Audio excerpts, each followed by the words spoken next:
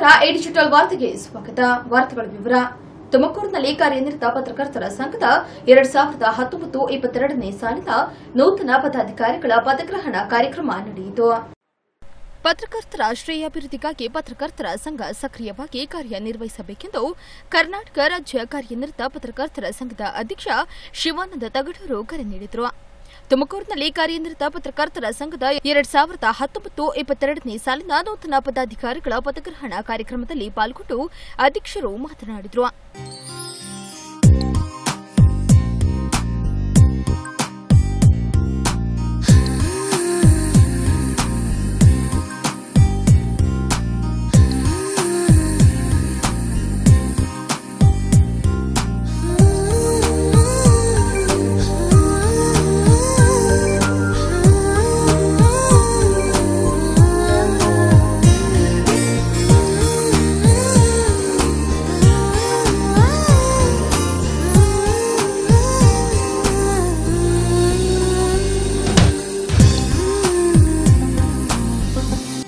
ಚುನಾವಣೆ ನಂತರ ಎಲ್ಲರೂ ಒಗ್ಗಟ್ಟಾಗಿ ಸಂಘದ ಅಭಿವೃದ್ಧಿಗೆ ಶ್ರಮಿಸಬೇಕು.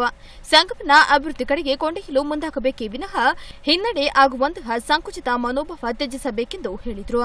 ಸಂಕಷ್ಟದಲ್ಲಿರುವ ಪತ್ರಕರ್ತರಿಗೆ ನೆರವಾಗುವ ಜೊತೆಗೆ ನಿವೇಶನ ಇಲ್ಲದ ಪತ್ರಕರ್ತರಿಗೆ ನಿವೇಶನ ಕೊಡಿಸುವಂತೆ ಸಂಘವು ಶ್ರಮಿಸಬೇಕೆಂದು ಹೇಳಿದರು. ಸರ್ಕಾರವು ಆರೋಗ್ಯ ಭಾಗ್ಯ ಯೋಜನೆಯನ್ನ ಜಾರಿಗೆ ತಂದಿದ್ದು, ಚುನಾವಣಾ ಪ್ರಕ್ರಿಯೆ ಮುಗಿದ ನಂತರ ಈ ಯೋಜನೆ ಜಾರಿಯಾಗಬೇಕಾಗಿದ್ದು, ಇದನ್ನ ಪತ್ರಕರ್ತ ಕುಟುಂಬದವರು ಸದ್ಬಳಕೆ ಮಾಡಿಕೊಳ್ಳಲು ಮನವಿ ಮಾಡಿದರು.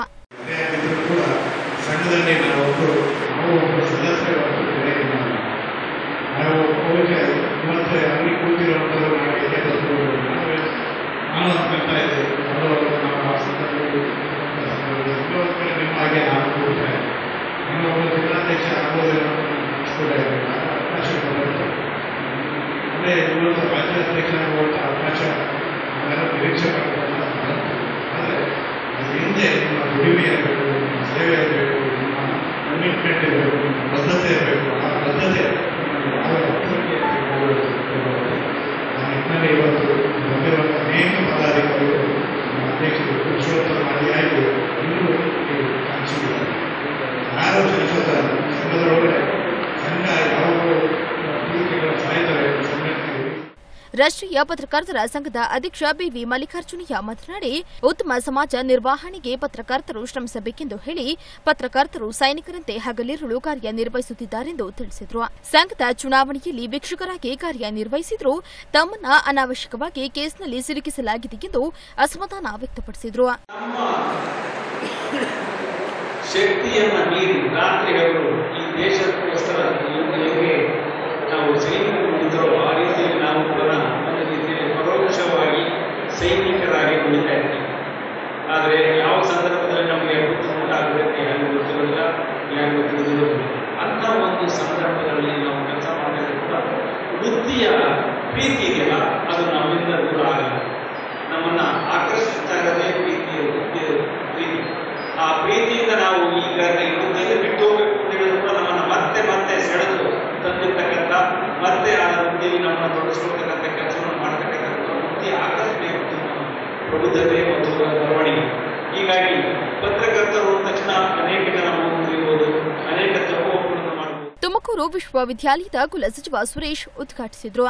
ರಾಜ್ಯ ಕಾರ್ಯನಿರತ ಪತ್ರಕರ್ತರ ಸಂಘದ ಪ್ರಶಸ್ತಿ ಪುರಸ್ಕೃತರಾದ ಮಧುಗಿರಿಯ ಗಂಗಾಧರ್ ರೆಡ್ಡಿಹಳ್ಳಿ, ಮಾಧ್ಯಮ ಅಕಾಡೆಮಿ ಪ್ರಶಸ್ತಿ ಪುರಸ್ಕೃತರಾದ ಗಂಗಾ ಹನುಮಯ್ಯ, ಮಾಧ್ಯಮ ಅಕಾಡೆಮಿ ಪ್ರಶಸ್ತಿ ಪುರಸ್ಕೃತರಾದ ಜಿಎನ್ ನಾಗರಾಜ್ ರವರನ್ನ ಸನ್ಮಾನಿಸಲಾಯಿತು. ಜಿಲ್ಲಾ ಸಂಘದ ನಿಕಟಪೂರ್ವ ಪ್ರಧಾನ ಕಾರ್ಯದರ್ಶಿ ಬಿಡಿ ಈರಣ್ಣ, ಸಂಘದ ಉಪಾಧ್ಯಕ್ಷರುಗಳಾದ ಎನ್ಎಸ್ ಮಾರುತಿಪ್ರಸಾದ್, ಪಾವಗಾಡ ಪ್ರಸನ್ನಮೂರ್ತಿ, ಚುನಾವಣಾಧಿಕಾರಿ ಶಾಂತರಾಜು, ರಾಜ್ಯ ಕಾರ್ಯಕಾರಿ ಸಮಿತಿ ಸದಸ್ಯ ನಾಗರಾಜ್ ಮತ್ತಿತರರು ಪಾಲ್ಗೊಂಡಿದ್ದರು. ತುಮಕೂರು ಲೋಕಸಭಾ ಚುನಾವಣೆ ಹಿನ್ನೆಲೆಯಲ್ಲಿ ಕಾಂಗ್ರೆಸ್ ಜೆಡಿಎಸ್ ಮುಖಂಡರುಗಳ ಜಂಟಿ ಸಭೆ ನಡೆಯಿತು. ತುಮಕೂರಿನ ಎಸ್ಎಸ್ಐಟಿ ಕಾಲೇಜಿನಲ್ಲಿ ರಾಜ್ಯದ ಉಪಮುಖ್ಯಮಂತ್ರಿ ಡಾ ಜಿ ಪರಮೇಶ್ವರ್, ಸಣ್ಣ ಕೈಗಾರಿಕಾ ಸಚಿವ ಎಸ್ಆರ್ ಶ್ರೀನಿವಾಸ್ ರವರ ನೇತೃತ್ವದಲ್ಲಿ ಮೈತ್ರಿ ಪಕ್ಷಗಳ ಮುಖಂಡರುಗಳ ಸಭೆ ನಡೆಯಿತು. ತುಮಕೂರು ಲೋಕಸಭಾ ಕ್ಷೇತ್ರದ ಮೈತ್ರಿ ಅಭ್ಯರ್ಥಿ ಎಚ್.ಡಿ. ದೇವೇಗೌಡರನ್ನ ಗೆಲ್ಲಿಸಲು ಕಾಂಗ್ರೆಸ್ ಜೆಡಿಎಸ್ ಮುಖಂಡರುಗಳು ಮಾತುಕತೆ ನಡೆಸಿ ಮತದಾರರನ್ನ ಯಾವ ರೀತಿ ನಮ್ಮತ್ತ ಸೆಳೆಯಬೇಕೆಂಬುದರ ಬಗ್ಗೆ ಚರ್ಚಿಸಿದರು. ಏಪ್ರಿಲ್ 1ರಿಂದ 3 ದಿನಗಳ ಕಾಲ ಕಾಂಗ್ರೆಸ್ ಜೆಡಿಎಸ್ ಮುಖಂಡರುಗಳು ಒಟ್ಟಾಗಿ 8 ಕ್ಷೇತ್ರಗಳಲ್ಲಿ ಸಂಚರಿಸಿ ಅಲ್ಲಿನ ಮುಖಂಡರುಗಳನ್ನು ಭೇಟಿ ಮಾಡಿ ಸಭೆ ನಡೆಸಲಾಗುವುದೆಂದು ಶಾಸಕ ಗೌರಿಶಂಕರ್ ತಿಳಿಸಿದರು. ಈ ಸಂದರ್ಭದಲ್ಲಿ ಬಹಿರಂಗ ಸಭೆ ನಡೆಯಲಿದೆ. ಮಾಜಿ ಮುಖ್ಯಮಂತ್ರಿ ಸಿದ್ದರಾಮಯ್ಯ ಸಹ ಆಗಮಿಸುವ ಸಾಧ್ಯತೆಯಿದೆ ಎಂದರು. 2ನೇ ತಾರೀಕು ಗುಬ್ಬಿ, ತುಮಕೂರು ಗ್ರಾಮಾಂತರ, ತುಮಕೂರು, ಮತ್ತು 3ನೇ ತಾರೀಕು ಇದು ಕೊರಟಗೆರೆ ಮತ್ತು ಮಧುಗಿರಿ. ಜೊತೆಯಲ್ಲಿ ಬಹಿರಂಗ ಸಭೆಗಳು. ದೇವೇಗೌಡರು ಬರ್ಬೋದು, ಕ್ಯಾಂಡಿಡೇಟ್ ಅವ್ರು ಬರ್ತಾರೆ, ಅದು ದೊಡ್ಡವರು. ಆವತ್ತಿನ ದಿವಸ ಪರಮೇಶ್ ಸಾಹೇಬರು ಮತ್ತು ಎಲ್ಲ ಕಾಂಗ್ರೆಸ್ ಹಿರಿಯ ನಾಯಕರುಗಳು, JDS ಜಿಲ್ಲೆ ಎಲ್ಲ ಹಿರಿಯ ನಾಯಕರುಗಳು ಮತ್ತು ಸ್ಟೇಟ್ ವೈಸಿಂದ ನನಗೆ ಗೊತ್ತಿರೋ ಪ್ರಕಾರ ಸಿದ್ದರಾಮಯ್ಯ ಅವರು ಕೂಡ ಆಗಮಿಸಿರುವಂಥ ಸಾಧ್ಯತೆಗಳಿದೆ. ಇದು ಕೂಡ ಮಾತಾಡ್ತಾರೆ ಇವತ್ತು ಪರಮೇಶ್ ಸಾಹೇಬ್ರನ್ನ ಈ ಒಂದು ವಿಚಾರದಲ್ಲಿ. 4ನೇ ತಾರೀಕು ಆಗ ಆ ಭಾಗದಲ್ಲಿ ತುರುವೇಕೆರೆ ಮತ್ತು ಚಿಕ್ಕನಾಯಕನಹಳ್ಳಿ ಇರ್ಬೋದು ಅಂತ ಕಾಣಿಸ್ತದೆ. 4ಕ್ಕೆ 5ಕ್ಕೆ ಗುಬ್ಬಿ ಮತ್ತು ತುರುವೇಕೆರೆ. 6-7ಕ್ಕೆ ಹಬ್ಬ ಇದೆ ಇಲ್ಲ. ತಿರ್ಗಾ 8ನೇ ತಾರೀಕು ನಮ್ಮ ಕ್ಷೇತ್ರ ತುಮಕೂರು ನಗರ ಮತ್ತು ತುಮಕೂರು ಗ್ರಾಮಾಂತರ ಬೃಹತ್ ಬಹಿರಂಗ ಸಭೆಗಳು. ಅದೇ ರೀತಿ 9ನೇ ತಾರೀಕು ಅದು ಮಧುಗಿರಿ ಮತ್ತು ಕೊರಟಗೆರೆ ಆಗುವಂಥದ್ದು ಈಗಾಗಲೇ ನಿರ್ಣಯ ಆಗಿರುವಂಥದ್ದು. ಸೊ ಎಲ್ಲನೂ ಕೂಡ ಇವತ್ತು ಮೀಟಿಂಗ್ ಆಯಿತು. ಮತ್ತು ಜಂಟಿ ಕೋಆರ್ಡಿನೇಷನ್ ಒಂದು ಕಮಿಟಿ ಮಾಡಬೇಕು ಅಂತ ಕೂಡ ತೀರ್ಮಾನ ಆಗಿ ಮುಗೀತು. ಈ ವಿಚಾರವಾಗಿ ಸನ್ಮಾನ್ಯ ನಮ್ಮ ಜನಪ್ರಿಯ DCM ಸಾಹೇಬರು ಪರಮೇಶ್ ಅವರ ಅಧ್ಯಕ್ಷತೆಯಲ್ಲಿ ಚುನಾವಣೆ ಫೇಸ್ ಮಾಡಬೇಕು ಅಂತ ಕೂಡ ಈಗಾಗಲೇ ನಮ್ಮ ದೇವೇಗೌಡರ ಆದೇಶ ಆಗಿತ್ತು. ಆದ ನಂತರ ಇವತ್ತು ಮೀಟಿಂಗ್ ಆಗಿದೆ. ಲೋಕಲಲ್ಲಿ ಕೂತ್ಕೊಂಡು ನೋಡಿಕೆ ಮುಂದಿನ ಕಾರ್ಯತಂತ್ರದ ಬಗ್ಗೆ ಏನು ಮಾಡಬೇಕು ಅನ್ನೋಂಥದ್ದನ್ನ ನಾಳೆ ನಾಡೋದು ಕೂತ್ಕೊಂಡು ಏನು ಅರ್ಜಿಗಳನ್ನ ನಾಮಿನೇಷನ್ಗಳು ವಾಪಸ್ ತಗೊಂಡಿದೆಯಲ್ಲ. 8 ಕ್ಷೇತ್ರಗಳಲ್ಲಿಯೂ ಕಾಂಗ್ರೆಸ್ ಜೆಡಿಎಸ್ ಮುಖಂಡರುಗಳು ಒಟ್ಟಾಗಿ ತೆರಳಿ ಅಲ್ಲಿ ಕಾರ್ಯಕರ್ತರ ಸಭೆ ನಡೆಸಿ ದೇವೇಗೌಡರ ಗೆಲುವಿಗೆ ಶ್ರಮಿಸಲಾಗುವುದೆಂದು ಮಾಜಿ ಶಾಸಕ ಡಾ ರಫೀಕ್ ಅಹಮದ್ ತಿಳಿಸಿದರು. ಕಾರ್ಯಕರ್ತರ ಸಭೆಗಳನ್ನು 1, 2 ಹಾಗೂ 3ನೇ ತಾರೀಕು ಏಪ್ರಿಲ್ ಅಂದು ವಿವಿಧ ವಿಧಾನಸಭಾ ಕ್ಷೇತ್ರಗಳಲ್ಲಿ ಹಮ್ಮಿಕೊಂಡು ಈ ಚುನಾವಣಾ ಪ್ರಕ್ರಿಯೆಯನ್ನು ಪ್ರಾರಂಭ ಮಾಡ್ತಾ ಇದ್ವಿ. ತದನಂತರ 4 ಹಾಗೂ 5ನೇ ತಾರೀಕು ಮಾನ್ಯ ದೇವೇಗೌಡರವರಿಗೆ ಹಾಗೂ ಸಿದ್ದರಾಮಯ್ಯವರಿಗೆ ಕಾಂಗ್ರೆಸ್ ಹಾಗೂ JDS ಪಕ್ಷದ ಹಿರಿಯ ಮುಖಂಡರುಗಳೆಲ್ಲ ಸೇರಿ 4 ವಿಧಾನಸಭಾ ಕ್ಷೇತ್ರಗಳಿಗೆ ಅವರು ಭೇಟಿ ಕೊಡಲಿದ್ದಾರೆ, ಕಾರ್ಯಕ್ರಮಗಳನ್ನು ಮಾಡಲಿದ್ದಾರೆ. ಮುಖ್ಯವಾಗಿ ಯಾವ ರೀತಿಯಾಗಿ ನಾವು ಮುಂದಿನ ದಿನಗಳಲ್ಲಿ ಕಾರ್ಯತಂತ್ರಗಳನ್ನು ರೂಪಿಸಬೇಕು. ಉಪಮುಖ್ಯಮಂತ್ರಿ ಡಾ ಜಿ. ಪರಮೇಶ್ವರ್, ಸಣ್ಣ ಕೈಗಾರಿಕಾ ಸಚಿವ ಎಸ್.ಆರ್. ಶ್ರೀನಿವಾಸ್, ಮಾಜಿ ಶಾಸಕ ಎಸ್. ಶಫಿ ಅಹಮದ್, ಡಾ ರಫೀಕ್ ಅಹಮದ್, ಎಂಟಿ ಕೃಷ್ಣಪ್ಪ, ಡಿ ನಾಗರಾಜಯ್ಯ, ಗೋವಿಂದರಾಜು, ನಿಂಗಪ್ಪ ಮತ್ತಿತರೆ ಮುಖಂಡರುಗಳು ಜಂಟಿ ಸುದ್ದಿಗೋಷ್ಠಿಯಲ್ಲಿ ಪಾಲ್ಗೊಂಡಿದ್ದರು. ಎಐಸಿಸಿ ಅಧ್ಯಕ್ಷ ರಾಹುಲ್ ಗಾಂಧಿರವರು ಬಡ ಕುಟುಂಬದ ಫಲಾನುಭವಿಗಳಿಗೆ ವಾರ್ಷಿಕ 72,000 ರೂಪಾಯಿ ಖಾತೆಗೆ ಹಣ ಜಮಾ ಮಾಡಲು ಮುಂದಾಗಿದ್ದಾರೆಂದು ತುಮಕೂರಿನಲ್ಲಿ ಕಾಂಗ್ರೆಸ್ ಮುಖಂಡರು ಹೇಳಿದ್ದಾರೆ. ಎಐಸಿಸಿ ಅಧ್ಯಕ್ಷ ರಾಹುಲ್ ಗಾಂಧಿರವರು ದೇಶದಲ್ಲಿನ ಬಡತನ ನಿರ್ಮೂಲನೆಗೆ ಮುಂದಾಗಿದ್ದಾರೆ. ದೇಶದಲ್ಲಿ ಹೆಚ್ಚುತ್ತಿರುವ ಬಡವ ಶ್ರೀಮಂತರ ನಡುವಿನ ಅಂತರವನ್ನು ಕಡಿಮೆ ಮಾಡಲು ಕನಿಷ್ಠ ಆದಾಯ ಖಾತ್ರಿ ಯೋಜನೆಯನ್ನು ರಾಹುಲ್ ಗಾಂಧಿರವರು ಘೋಷಿಸಿದ್ದಾರೆಂದು ಕಾಂಗ್ರೆಸ್ ಮುಖಂಡರು ತುಮಕೂರಿನಲ್ಲಿ ತಿಳಿಸಿದರು. ಜಿಲ್ಲಾ ಕಾಂಗ್ರೆಸ್ ಅಧ್ಯಕ್ಷ ರಾಮಕೃಷ್ಣ, ಕೆಪಿಸಿಸಿ ವಕ್ತಾರ ಮುರಳೀಧರ್ ಹಾಲಪ್ಪ, ಮಾಜಿ ಶಾಸಕ ಡಾ ರಫೀಕ್ ಅಹಮದ್ ಜಂಟಿ ಸುದ್ದಿಗೋಷ್ಠಿಯಲ್ಲಿ ಮಾತನಾಡಿದರು. ಕನಿಷ್ಠ ಆದಾಯ ಖಾತ್ರಿ ಯೋಜನೆಯಡಿಯಲ್ಲಿ ಭಾರತದ 20% ಅತಿ ಬಡ ಕುಟುಂಬದ ಫಲಾನುಭವಿಗಳಿಗೆ ವಾರ್ಷಿಕ 72,000 ರೂಪಾಯಿ ಅಂದರೆ ಮಾಸಿಕ 6,000 ರೂಪಾಯಿ ಫಲಾನುಭವಿಗಳ ಖಾತೆಗೆ ನೇರವಾಗಿ ಹಣ ಜಮಾ ಆಗಲಿದೆ ಎಂದು ಹೇಳಿದರು. ಈ ಯೋಜನೆಯಿಂದ 5 ಕೋಟಿ ಬಡ ಕುಟುಂಬಗಳ 25 ಕೋಟಿಗೂ ಅಧಿಕ ಜನರಿಗೆ ಸಾಧ್ಯವಾಗುತ್ತದೆ ಎಂದು ಕೆಪಿಸಿಸಿ ವಕ್ತಾರ ಮುರಳೀಧರ್ ಹಾಲಪ್ಪ ಹೇಳಿದ್ದಾರೆ. ನಮ್ಮ ನ್ಯಾಯಮೂರ್ತಿ ಠಾಕೂರ್ ಅವರು ಕಣ್ಣೀರಾಗ್ತಾರಂತ ನಮ್ಮ ಚೀಫ್ ಜಸ್ಟಿಸ್ ಆಗಿದ್ದಂಥ ಠಾಕೂರ್ ಅವರು ಯಾವತ್ತೂ ನೋಡಲಿ ಇವ್ರ ಬಗ್ಗೆ ನಮ್ಗೆ ಎಷ್ಟೊಂದು ಗೌರವ, ನಮ್ಮ ನ್ಯಾಯಾಂಗ ವ್ಯವಸ್ಥೆ ಬಗ್ಗೆ. ಸುಪ್ರೀಂ ಕೋರ್ಟ್ನ ಮುಖ್ಯ ನ್ಯಾಯಾಧೀಶ ಕಣ್ಣೀರಾಗ್ತಿದ್ದಾರೆ. ಪಕ್ಕದ ಕುರ್ಚಿನಲ್ಲಿ ವಿಶ್ವಮಾನ್ಯ ಮೋದಿ ಅವರು ಕೂತಿದ್ದಾರೆ. ಇದೇ ಮಾನ್ಯ ಮೋದಿಯವರು ಇಂಪೋರ್ಟೆಡ್ ಕಾರ್ ಇದು BMW ಕಾರು. ನಮ್ಮ ರಾಷ್ಟ್ರದ ಕಾವಲುಗಾರ, ರಾಷ್ಟ್ರದ ಚೌಕಿಗಾರ. BMW ಕಾರು 80,000 ಸೂಟು ಬೂಟಲ್ಲಿ ಇಳಿದು 1 ವಾರದಿಂದ ಬಿಜೆಪಿಯ ಕೇಂದ್ರ ಕಚೇರಿಯಲ್ಲಿ ಇದನ್ನ ಕೊಡ್ತಿದ್ದಾರೆ. ಇಷ್ಟು ನಿಮ್ಮ ಪೀಠಿಗೆ ಉಳಿದಿದ್ದು ನಿಮ್ಮ ಅವಗಾಹನೆಗೆ ಇಷ್ಟು ಹೇಳಿ 1971 ಇಂದಿರಾಜಿಯವರು ನಮ್ಮ ಮಾನ್ಯ ವಾಜಪೇಯಿಯವರೇ ಅವ್ರನ್ನ ಉದ್ಗಾರ ತೆಗೆದಿದ್ದು. ಅವರ ಬಗ್ಗೆ ಅಷ್ಟೊಂದು ಹೆಮ್ಮೆ ಇತ್ತು. ನಮ್ಮ ಭಾರತ ಕಂಡ ದುರ್ಗೆ ಅಂತೇಳಿ ಇಂದಿರಾಜಿಯವರ ಆ ಯೋಜನೆ 20 ಅಂಶದ ಕಾರ್ಯಕ್ರಮಗಳು ಗರೀಬಿ ಹಟಾವೋ ಅಂತೇಳಿ ಹೊರಟು. ರಾಜಸ್ಥಾನ, ಮಧ್ಯಪ್ರದೇಶ, ಛತ್ತೀಸ್ಗಢ ರಾಜ್ಯಗಳ ಚುನಾವಣಾ ಪ್ರಚಾರದ ಸಮಯದಲ್ಲಿ ರಾಜ್ಯದಲ್ಲಿ ಕಾಂಗ್ರೆಸ್ ಅಧಿಕಾರಕ್ಕೆ ಬಂದರೆ ಒಂದೇ ವಾರದಲ್ಲಿ ರೈತರ ಕೃಷಿ ಸಾಲ ಮನ್ನಾ ಮಾಡುವುದಾಗಿ ಹೇಳಿ ಅದೇ ರೀತಿ ನಡೆದುಕೊಂಡಿದ್ದಾರೆಂದು ಮಾಜಿ ಶಾಸಕ ಡಾ ರಫೀಕ್ ಅಹಮದ್ ತಿಳಿಸಿದರು. ನಡೆಯುವ ಯಾವುದೊಂದು ಪಕ್ಷ ಇದ್ದರೆ ಅದು ಕಾಂಗ್ರೆಸ್ ಪಕ್ಷ ಅಂತ ಹೇಳಕ್ಕೆ ಬಯಸ್ತಾ ಇದೆ. ಅದೇ ರೀತಿಯಾಗಿ ಕಳೆದ 10 ತಿಂಗಳಿಂದ ನಮ್ಮ ರಾಜ್ಯದಲ್ಲಿ ಏನೋ ಮೈತ್ರಿ ಸರ್ಕಾರ ಇದೆ. ಮಾನ್ಯ ಎಚ್ ಡಿ ಕುಮಾರಸ್ವಾಮಿ ಅವರು ಹಾಗೂ ಮಾನ್ಯ ಡಾಕ್ಟರ್ ಜಿ ಪರಮೇಶ್ವರ ನೇತೃತ್ವದಲ್ಲಿ ಏನು ಮೈತ್ರಿ ಸರ್ಕಾರ ನಡೀತಾ ಇದೆ, ಆ ಮೈತ್ರಿ ಸರ್ಕಾರ ಹಿಂದಿನ ವಿಷಯಗಳನ್ನು ಮುಂದುವರಿಸಿ ಹೊಸ ಹೊಸ ಯೋಜನೆಗಳು ಕೂಡ ಅವರು ಜಾರಿಗೆ ತರ್ತಾರೆ. ಹಾಗಾಗಿ ಇವತ್ತು ಕಾಂಗ್ರೆಸ್ ಆಡಳಿತದ ಸರ್ಕಾರ, ನುಡಿದಂತೆ ನಡೆಯುವ ಸರ್ಕಾರ, ಬಡವರ, ಅಲ್ಪಸಂಖ್ಯಾತರ, ಹಿಂದುಳಿದ ವರ್ಗಗಳ ಏಳಿಗೆಗಾಗಿ ಯೋಜನೆಗಳನ್ನು ರೂಪಿಸುವಂತಹ ಸರ್ಕಾರ ಅದು ಕಾಂಗ್ರೆಸ್ ಆಡಳಿತದ ಸರ್ಕಾರ ಅಂತ ಹೇಳಕ್ಕೆ ಬಯಸ್ತಾರೆ. ಇದೇ ರೀತಿ ನರೇಂದ್ರ ಮೋದಿರವರು ಬಡವರ ವಿರೋಧಿಯಾಗಿ ನಡೆದುಕೊಳ್ಳುತ್ತಿದ್ದಾರೆಂದು ಆರೋಪಿಸಿದರು. ಜಿಲ್ಲಾ ವಕ್ಫ್ ಸಮಿತಿ ಅಧ್ಯಕ್ಷ ಮುಸ್ತಕ್ ಅಹಮದ್, ಮಾಜಿ ಟೂಡಾ ಸದಸ್ಯ ಸೇರಿದಂತೆ ಪ್ರಮುಖರು ಪಾಲ್ಗೊಂಡಿದ್ದರು. ತುಮಕೂರಿನ ಚಿಕ್ಕಪೇಟೆಯಲ್ಲಿ ನವೀಕರಣಗೊಂಡ ವೀರಭದ್ರ ಸ್ವಾಮಿ ಕಲ್ಯಾಣ ಮಂಟಪದ ಉದ್ಘಾಟನೆಯು ಇದೇ ತಿಂಗಳ 29ರಂದು ನಡೆಯಲಿದೆ. ತುಮಕೂರಿನ ಚಿಕ್ಕಪೇಟೆಯ ವೀರಭದ್ರ ಸ್ವಾಮಿ ಕಲ್ಯಾಣ ಮಂಟಪ ನವೀಕರಣಗೊಂಡಿದ್ದು, ಇದರ ಉದ್ಘಾಟನೆಯನ್ನ ಮಾರ್ಚ್ 29ರಂದು ಹಮ್ಮಿಕೊಳ್ಳಲಾಗಿದೆ ಎಂದು ನಗರ ವೀರಶೈವ ಸಮಾಜ ಸೇವಾ ಸಮಿತಿ ಅಧ್ಯಕ್ಷ ಟಿಬಿ ಶೇಖರ್ ತಿಳಿಸಿದರು. ಸುದ್ದಿಗೋಷ್ಠಿಯಲ್ಲಿ ಮಾತನಾಡಿದ ಅವರು, ಅಂದು ವಿವಿಧ ಮಠಾಧಿಪತಿಗಳಾದ ಚನ್ನಬಸವ ರಾಜೇಂದ್ರ ಮಹಾಸ್ವಾಮಿ, ಅಟವಿ ಶಿವಲಿಂಗ ಮಹಾಸ್ವಾಮಿ, ಸಿದ್ದಲಿಂಗ ಮಹಾಸ್ವಾಮಿಗಳು, ಶಿವಾನಂದ ಶಿವಾಚಾರ್ಯ ಸ್ವಾಮೀಜಿಗಳು, ವೀರಭದ್ರ ಶಿವಾಚಾರ್ಯ ಸ್ವಾಮೀಜಿಗಳು ಸಾನ್ನಿಧ್ಯ ವಹಿಸುವರೆಂದು ಹೇಳಿದರು. N R Jagadisharadhya, C V Mahadevaiah, Veerabhadraiah, K Y Siddalingamurthy, K T Nanjundappa ಮತ್ತಿತರರು ಪಾಲ್ಗೊಳ್ಳುವರೆಂದು ತಿಳಿಸಿದರು. ಈ ಸಭಾಂಗಣದ ಮೇಲೆ ಪ್ರಸಾದ ನಿಲಯ ಹಾಗೂ 4 ರೂಂಗಳು, ಸುಸಜ್ಜಿತವಾದ ಅಡಿಕೆ ಕೋಣೆ, ಸಭಾಮಂಟಪ ಹಾಗೂ ಪ್ರಸಾದ ನಿಲಯ ಹಾಗೂ ವೀರಭದ್ರ ಸ್ವಾಮಿ ದೇವಾಲಯದ ಅಭಿವೃದ್ಧಿಯನ್ನು ಸಹ ಮಾಡಲಾಯಿತು. 4 ಕೊಠಡಿಗಳನ್ನೊಳಗೊಂಡ ಎಲ್ಲ ಅನುಕೂಲಗಳನ್ನು ಒಳಗೊಂಡಂತಹ ಭವ್ಯವಾದ ಕಲ್ಯಾಣ ಮಂಟಪವನ್ನು ಸಮಾಜದ ಸ್ವಂತ ಆದಾಯದ ಮೂಲಕ ಸುಮಾರು 80 ಲಕ್ಷ ರೂಪಾಯಿಗಳ ವೆಚ್ಚದಲ್ಲಿ ನಿರ್ಮಿಸಲಾಯಿತು. ಅತಿ ಕಡಿಮೆ ದರದಲ್ಲಿ ಸಮಾಜ ಬಾಂಧವರಿಗೆ ಅನುಕೂಲ ಕಲ್ಪಿಸಲಾಗಿದೆ.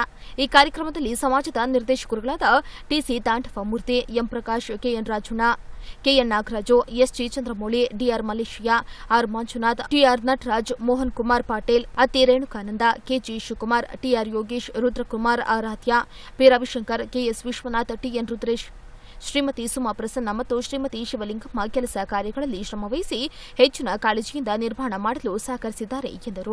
ದಿವ್ಯ ಸಾನ್ನಿಧ್ಯವನ್ನು ವಹಿಸಿರತಕ್ಕಂತಹ ಶ್ರೀಮನ್ ನಿರಂಜನ ಪ್ರಣವ ಸ್ವರೂಪಿ ಶ್ರೀ ಶ್ರೀ ಜಗದ್ಗುರು ಚನ್ನಬಸವ ರಾಜೇಂದ್ರ ಮಹಾಸ್ವಾಮಿಗಳ ಒಂದು ದಿವ್ಯ ಸಾನ್ನಿಧ್ಯದಲ್ಲಿ ಶ್ರೀ ಶ್ರೀ ಶ್ರೀಮನ್ ನಿರಂಜನ ಪ್ರಣವ ಸ್ವರೂಪಿ ಅಟವಿ ಶಿವಲಿಂಗ ಸ್ವಾಮಿಗಳ ಉಪಸ್ಥಿತಿಯಲ್ಲಿ ಶ್ರೀಮನ್ ನಿರಂಜನ ಪ್ರಣವ ಸ್ವರೂಪಿ ಅಧ್ಯಕ್ಷರು ಸಿದ್ಧಗಂಗಾ ಮಠದ ಶ್ರೀ ಶ್ರೀ ಸಿದ್ದಲಿಂಗ ಮಹಾಸ್ವಾಮಿಗಳ ಉದ್ಘಾಟನೆಯೊಂದಿಗೆ ಕಾರ್ಯಕ್ರಮದ ಕಲ್ಯಾಣ ಮಂಟಪದ ಉದ್ಘಾಟನೆಯನ್ನು ನೆರವೇರಿಸುತ್ತಾರೆ. ಹಾಗೆಯೇ ಚಷ್ಟಲ ಬ್ರಹ್ಮಿ ಡಾಕ್ಟರ್ ಶಿವಾನಂದ ಶಿವಾಚಾರ್ಯ ಮಹಾಸ್ವಾಮಿಗಳು ನಮ್ಮ ಆ ಒಂದು ಸಭಾ ಮಂಟಪದ ಉದ್ಘಾಟನೆಯನ್ನು ಆ ದಿವಸ ನೆರವೇರಿಸಿಕೊಡ್ತಾ ಇದ್ದಾರೆ. ಶ್ರೀಮನ್ ನಿರಂಜನ ಪ್ರಣವ ಸ್ವರೂಪಿ ಶಸ್ತಲ ಬ್ರಹ್ಮಿ ಶ್ರೀ ಶ್ರೀ ವೀರಭದ್ರ ಶಿವಾಚಾರ್ಯ ಮಹಾಸ್ವಾಮಿಗಳ ಉಪಸ್ಥಿತಿಯಲ್ಲಿ ಎಲ್ಲರ ಒಂದು ಪಾದಪೂಜೆ ಮುಖಾಂತರವಾಗಿ ಈ ಒಂದು ನೂತನವಾಗಿ ನಿರ್ಮಿಸಿರತಕ್ಕಂತಹ ವೀರಭದ್ರ ಸ್ವಾಮಿ ಕಲ್ಯಾಣ ಮಂಟಪನ ಉದ್ಘಾಟನೆ ಸಮಾರಂಭ ಇಟ್ಟಿದ್ದೀವಿ. ಈ ಒಂದು ಇಳುಕು ನೋಟ ಅನ್ನೋದು ಹೇಳೋದಕ್ಕೆ ಇಚ್ಛೆಪಡ್ತೇನೆ. ಈಗಾಗಲೇ ವೀರಭದ್ರ ಸ್ವಾಮಿ ಕಲ್ಯಾಣ ಮಂಟಪನ 1985 ಇಸ್ವಿನಲ್ಲಿ ವೀರಶೈವ ಸಮಾಜದ ವತಿಯಿಂದ ಶಿವಕುಮಾರ ಸ್ವಾಮಿಗಳ ಅಮೃತ ಹಸ್ತದಿಂದ ಉಪಾಧ್ಯಕ್ಷ ಎಸ್ಜಿ ಚಂದ್ರಮೌಳಿ, ರುದ್ರಕುಮಾರ್ ಆರಾಧ್ಯ, ಶಿವಲಿಂಗಮ್ಮ, ರವಿಶಂಕರ್, ಮಲ್ಲೇಶಯ್ಯ ಮತ್ತಿತರರು ಸುದ್ದಿಗೋಷ್ಠಿಯಲ್ಲಿ ಪಾಲ್ಗೊಂಡಿದ್ದರು. ದೇಶದ ಅಭಿವೃದ್ಧಿ ದೃಷ್ಟಿಯಿಂದ ಕಾಂಗ್ರೆಸ್ ಜೆಡಿಎಸ್ ಮೈತ್ರಿಯಾಗಿದ್ದು ಹಳೆ ದ್ವೇಷ ವೈಮನಸ್ಸು ತ್ಯಜಿಸಬೇಕೆಂದು ಹಾಲಿ ಸಂಸದ ಡಿಕೆ ಸುರೇಶ್ ಕಾರ್ಯಕರ್ತರಲ್ಲಿ ಮನವಿ ಮಾಡಿಕೊಂಡಿದ್ದಾರೆ. ದೇಶದ ಅಭಿವೃದ್ಧಿ ದೃಷ್ಟಿಯಿಂದ ಕಾಂಗ್ರೆಸ್ ಜೆಡಿಎಸ್ ಮೈತ್ರಿ ಅತ್ಯವಶ್ಯಕ. ಹಳೆ ದ್ವೇಷ ವೈಮನಸ್ಸು ಬಿಟ್ಟು ಎರಡು ಪಕ್ಷಗಳ ಕಾರ್ಯಕರ್ತರು ಒಂದಾಗಬೇಕಿದೆ ಎಂದು ಬೆಂಗಳೂರು ಗ್ರಾಮಾಂತರ ಕ್ಷೇತ್ರದ ಸಂಸದ ಡಿಕೆ ಸುರೇಶ್ ಮಾಗಡಿಯಲ್ಲಿ ನಡೆದ ಜೆಡಿಎಸ್ ಕಾರ್ಯಕರ್ತರ ಸಭೆಯಲ್ಲಿ ತಿಳಿಸಿದರು. ಮಾಗಡಿ ಪಟ್ಟಣದ ಜೆಡಿಎಸ್ ಭವನದ ಆವರಣದಲ್ಲಿ ಬೆಂಗಳೂರು ಗ್ರಾಮಾಂತರ ಲೋಕಸಭಾ ಕ್ಷೇತ್ರದ ಕಾಂಗ್ರೆಸ್ ಜೆಡಿಎಸ್ ಮೈತ್ರಿ ಅಭ್ಯರ್ಥಿಯಾದ ಡಿಕೆ ಸುರೇಶ್ಗೆ ಮತ ನೀಡುವಂತೆ ಮಾಗಡಿ ಶಾಸಕ ಎ ಮಂಜುನಾಥ್ ನೇತೃತ್ವದಲ್ಲಿ ಜೆಡಿಎಸ್ ಕಾರ್ಯಕರ್ತರ ಬೃಹತ್ ಸಭೆ ನಡೆಸಿದರು. ಕಾರ್ಯಕ್ರಮವನ್ನು ಬೆಂಗಳೂರು ಗ್ರಾಮಾಂತರ ಲೋಕಸಭಾ ಅಭ್ಯರ್ಥಿ ಡಿಕೆ ಸುರೇಶ್ ದೀಪ ಬೆಳಗುವುದರ ಮೂಲಕ ವೇದಿಕೆ ಕಾರ್ಯಕ್ರಮಕ್ಕೆ ಚಾಲನೆ ನೀಡಿದರು. ಜೆಡಿಎಸ್ ಪಕ್ಷವು ಮಾಗಡಿ ವಿಧಾನಸಭಾ ಕ್ಷೇತ್ರದಲ್ಲಿ ಬೇರೂರಿದ್ದು ಯಾವುದೇ ಪ್ರತಿಪಕ್ಷಗಳು ಸ್ಪರ್ಧಿಸಿದರೂ ಗೆಲುವು ಜೆಡಿಎಸ್ ಅಭ್ಯರ್ಥಿಗೆ. ಕಳೆದ ಚುನಾವಣೆಯಲ್ಲಿ ನೀವು ನೀಡಿದ ಹೆಚ್ಚಿನ ಮತಗಳಿಂದ ನನಗೆ ಆತ್ಮಸ್ಥೈರ್ಯ ಹೆಚ್ಚಿದೆ. ರಾಜ್ಯದಲ್ಲಿ ನಮ್ಮದೇ ಸರ್ಕಾರವಿರುವುದರಿಂದ ತಾಲೂಕಿನ ಸರ್ವತೋಮುಖ ಅಭಿವೃದ್ಧಿ ಸಾಧ್ಯವಾಗುತ್ತಿದೆ. ಕುಮಾರಸ್ವಾಮಿ ಅವರು ಮುಖ್ಯಮಂತ್ರಿಯಾಗಲು ಕಾಂಗ್ರೆಸ್ ಸರ್ಕಾರದ ಬೆಂಬಲ ಬಹುಮುಖ್ಯವಾಗಿದೆ. ಇದಕ್ಕೂ ಸಹ ನಮ್ಮ ಜಿಲ್ಲೆಯ ಡಿಕೆ ಶಿವಕುಮಾರ್ ಹಾಗೂ ಡಿಕೆ ಸುರೇಶ್ ರವರ ಪರಿಶ್ರಮ ಬಹಳಷ್ಟಿದೆ. ಇನ್ನು ತಾಲೂಕಿಗೆ ಹೆಚ್ಚಿನ ಅಭಿವೃದ್ಧಿ ಕೆಲಸದ ದೃಷ್ಟಿಯಿಂದ ಮೈತ್ರಿ ಅಭ್ಯರ್ಥಿಯಾಗಿರುವ ಡಿಕೆ ಸುರೇಶ್ ರವರಿಗೆ ನಮ್ಮ ಜೆಡಿಎಸ್ ಕಾರ್ಯಕರ್ತರೆಲ್ಲರೂ ಒಗ್ಗಟ್ಟಾಗಿ ಮತವನ್ನು ನೀಡುವ ಮೂಲಕ ನಮ್ಮ ಬೆಂಬಲವನ್ನು ಸೂಚಿಸೋಣ ಎಂದು ಮಾಗಡಿ ಶಾಸಕ ಎ ಮಂಜುನಾಥ್ ತಿಳಿಸಿದರು. ಈ ಕ್ಷೇತ್ರದ ಅಭಿವೃದ್ಧಿ, ಈ ಕ್ಷೇತ್ರ ಜನರ ಸಮಸ್ಯೆ, ಈ ಕ್ಷೇತ್ರಕ್ಕೆ ಒಳ್ಳೆದಾಗಬೇಕು ಅನ್ನೋಂತ ಪ್ರಾಮಾಣಿಕವಾಗಿ ದುಡಿಯುವಂತ ದುಡಿತಾ ಇದ್ದೀನಿ. ನನ್ನ ಜೊತೆ ಜೋಡಿ ಎತ್ತು ನಾವು ದುಡಿಬೇಕು ಅಂದ್ರೆ ಪ್ರಾಮಾಣಿಕವಾಗಿ ನಾವೆಲ್ಲ ಇವತ್ತು ಡಿಕೆ ಸುರೇಶ್ ಅವರಿಗೆ ನಾವೆಲ್ಲ ಮುಕ್ತ ಮನಸ್ಸಿನಿಂದ ಆಶೀರ್ವಾದ ಮಾಡಿ ಅವೆಲ್ಲ ಸಣ್ಣ ಪುಟ್ಟ ಸಮಸ್ಯೆಗಳಿಗೆ ನಾಂದಿ ಆಡೋಣ.